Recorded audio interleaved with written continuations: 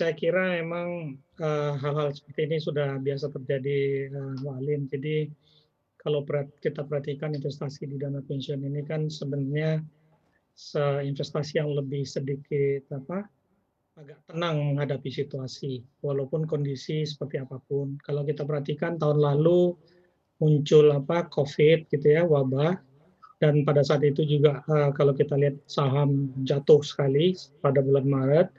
Namun demikian, dana pensiun selalu berada pada posisi tidak, gegabah segera mengambil suatu tindakan, karena memang dana pensiun ini adalah industri yang, investasi jangka waktunya itu jangka panjang.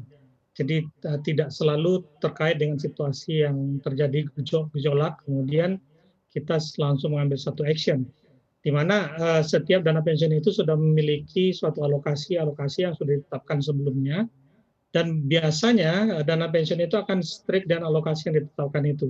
Kecuali nanti dalam perjalanannya memang kita perlu menyesuaikan, dan penyesuaian itu biasanya disesuaikan dengan bukan hanya kondisi saat ini, tapi juga profil, risiko daripada peserta-pesertanya sendiri. Usianya seperti apa, kemudian, dari liabilities-nya jatuh, temponya kapan, kemudian dari situ ditentukan alokasinya. Jadi kalau saya perhatikan gejolak yang terjadi pada saat ini malah, sebenarnya suatu opportunity juga sebenarnya, di mana pada saat saham, pasar saham turun, itu bisa dilihat sebagai satu peluang sebenarnya ya. Jadi pada saat di mana mungkin dana pensiun bisa melakukan investasi di saham. Nah, kalau kita lihat, selama semester, atau kuartal 1 ini, industri dana pensiun itu alokasinya di pasar modal kalau saya perhatikan, dari Desember sampai dengan Februari, untuk SBN itu naik alokasinya, sebesar 1,6 triliun, sementara saham juga demikian naik sekitar 400 miliar, sedangkan obligasi dan reksadana itu turun. Kalau obligasi itu turun sebesar, 2 triliun, sementara reksadana turun 800 miliar. Tapi kalau kita perhatikan dari alokasi ini juga sejalan sebenarnya. Ya, SBN itu naik 0,8%, tadi kan secara volume naik 1,6 triliun, sementara saham itu naik 0,1%, obligasi turun 0,7%, dan reksadana turun 0,18%. Jadi penurunan ini saya kira memang lebih kepada nilai pasar daripada saham yang juga naik.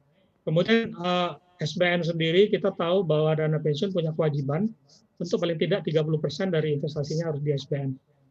Saya kira demikian dulu sementara Mbak Alim. Oke, kalau Anda melihat dari prospek investasi untuk surat utang nih Pak, antara yang SBN dengan surat utang korporasi pada saat situasi pandemi dan juga era suku bunga rendah seperti saat ini, seperti apa sih Pak kalau kita bandingkan?